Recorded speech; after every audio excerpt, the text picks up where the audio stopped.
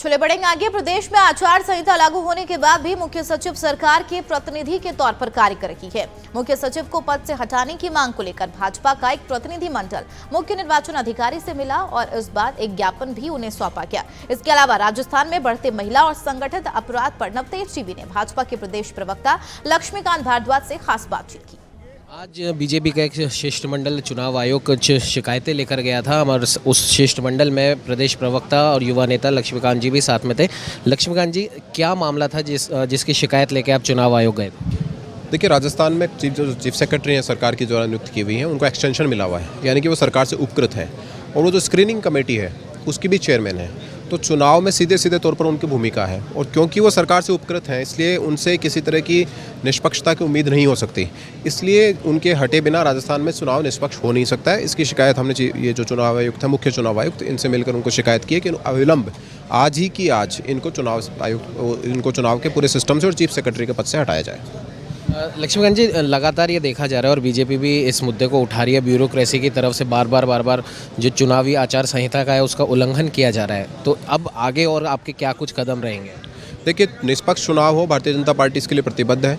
हम शांतिपूर्ण चुनाव चाहते हैं, हम निष्पक्ष चुनाव चाहते हैं और उसमें जो भी बाधाएँ हैं उन बाधाओं को समय रहते हम लोग दूर भी करने की कोशिश कर रहे हैं। चीफ सेक्रेटरी क्योंकि सरकार से उपकृत है और वो चुनाव को प्रभावित कर सकती हैं और ऐसे और भी अधिकारी हैं, तो इनकी शिकायत हमने लिखित दी है। वहाँ पे हमने कहा है कि चुनाव आयुक्त इस पर कार्रवाई करे और आज की आज अविलंब चीफ सेक्रेटरी को हटाए।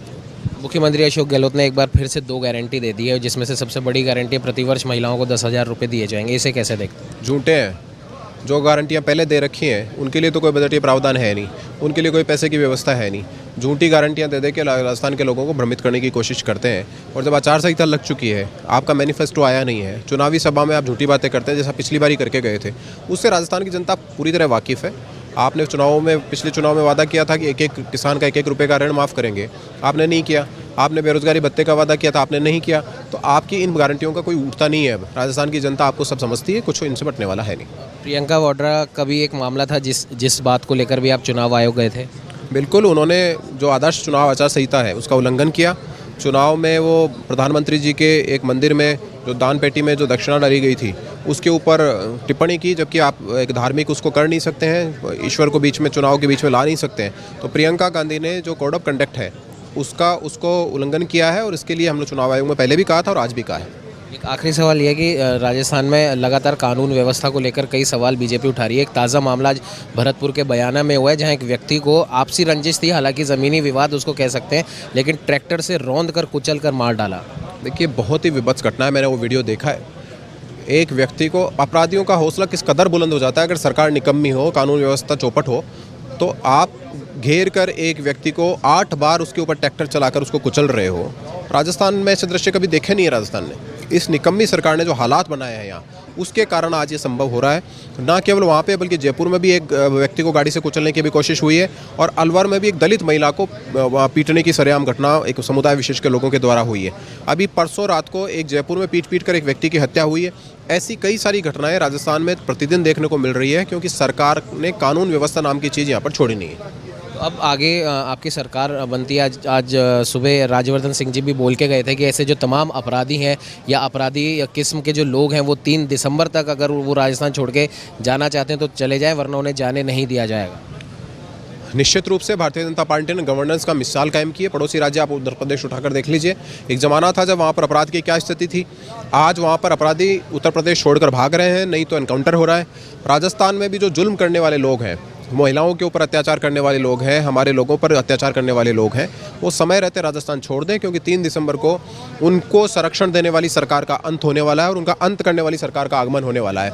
तो निश्चित रूप से 3 दिसंबर के बाद उनको ये समझ लेना चाहिए कि राजस्थान छोड़कर उनको जाना ही पड़ेगा, या तो अपराध छोड़े या राजस्थान छोड़े।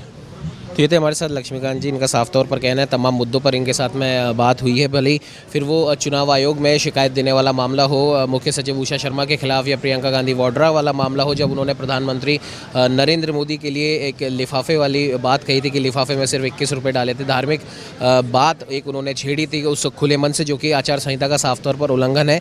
राजस्थान में बढ़ते अपराध हों, महिला अपराध हों, तमाम बातों पर लक्ष्मीकांत जी ने अपनी बात रखी। उनका साफ तौर पर कहना है कि चुनाव आयोग वाला जो मामला है उस पर इनका कहना है हमने हमारी शिकायत दे दी है और अविलंब उस पर कार्रवाई करने का आश्वासन चुनाव आयोग की तरफ से मिला है। राजस्थान में बढ़ते अपराधों के लेकर लक्ष्मीकांत जी ने ये साफ कह दिया है कि 3 दिसंबर को अपराधियों को संरक्षण देने वाली सरकार का अंत हो रहा है और इसीलिए ये आपके लिए अभी सही होगा कि या तो आप अपराध छोड़ दें या फिर राजस्थान छोड़ दें, वरना 3 दिसंबर के बाद आपको अपराध तो छोड़ना ही पड़ेगा और राजस्थान हम आपको छोड़ने नहीं देंगे। इस प्रकार की सज़ा आपको दी जाएगी। सहयोगी कैमरामैन अजय के साथ उमंग माथुर, नवतेज टीवी। देश और दुनिया की हर बड़ी खबर के लिए सब्सक्राइब करें नवतेज टीवी और पल पल के अपडेट्स के लिए बेल आइकन को दबाना ना भूलें, क्योंकि आपकी खबरों का भरोसेमंद साथी है नवतेज टीवी।